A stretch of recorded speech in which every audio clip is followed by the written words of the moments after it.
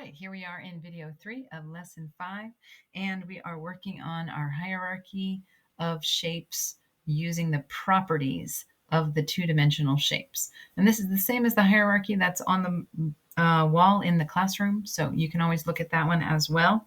But let's just look at this.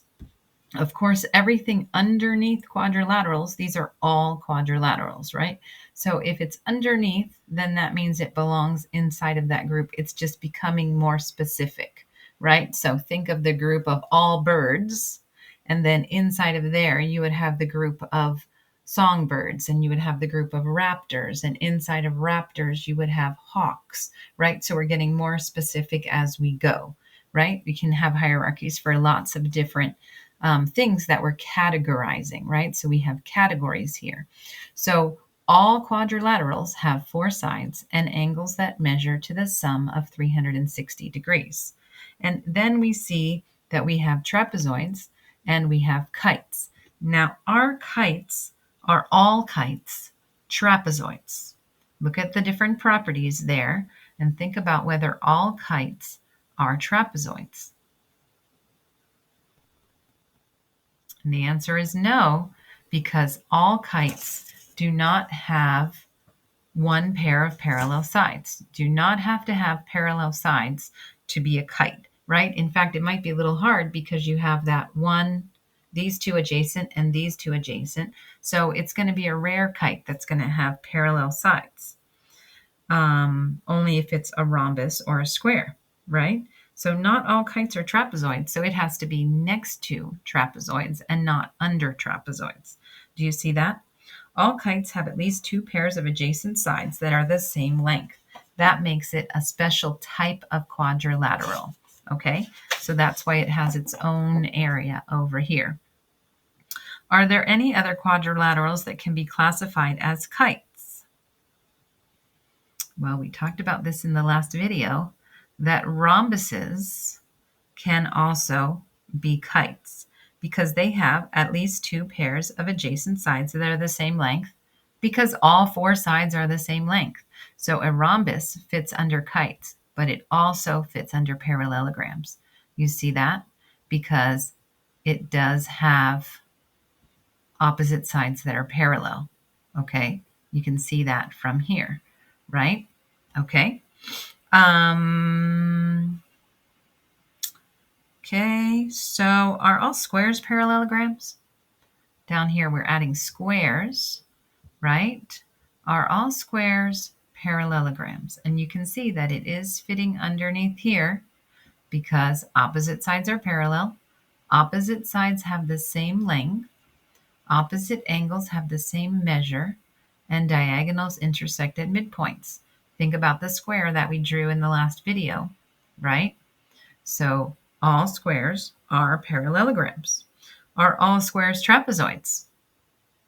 It's underneath trapezoids, so it better be, but let's look at our properties and think about that. 1 pair of parallel sides, yep, 2 pairs of parallel sides actually, and 2 pairs of supplementary angles. So think about a square. In fact, let's just draw one on here, right? A square has 4 90-degree angles. Remember that a supplementary angle means that they add up to 180 degrees. Yeah, 90 plus 90 is 180, and 90 plus 90 is 180. So you can see that since it's underneath trapezoids, then everything about trapezoids is true for parallelograms, is true for rectangles, is true for squares. You see how that works? And everything about rhombuses is true for squares, and everything about kites is true for rhombuses and is true for squares. You see how the hierarchy works? Okay. Are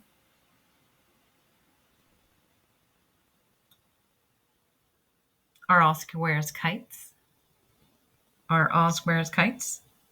Yeah, because it has, this side is adjacent and equal, and this side is adjacent and equal, just like we talked about in the last video. So at least 2 pairs of adjacent sides that are the same length, because actually all 4 sides are the same length. What other properties of squares should we list that are not already listed in the hierarchy? 4 lines of symmetry. Remember, we talked about that in the last video too, right? So you have your rhombus lines of trapezoid, your rhombus lines of symmetry that go in the diagonals, and then your rectangle lines of symmetry that go in the midpoints, okay? So you have 4 lines of symmetry, and that will all be added in the classroom. And use the hierarchy to know the properties of the shapes and how to tell them apart. This is a very important geometry that we are learning here, right? And we're distinguishing all of these different shapes. So far we have 1, 2, 3, 4, 5, 6, 6 main shapes, okay? You just need to learn those definitions. All right, let's go design our autograph for when we're famous.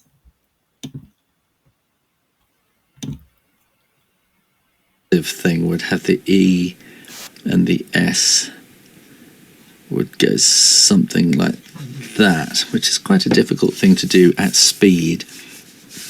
And part of the thing is getting these letters to flow. So you get E, S, H.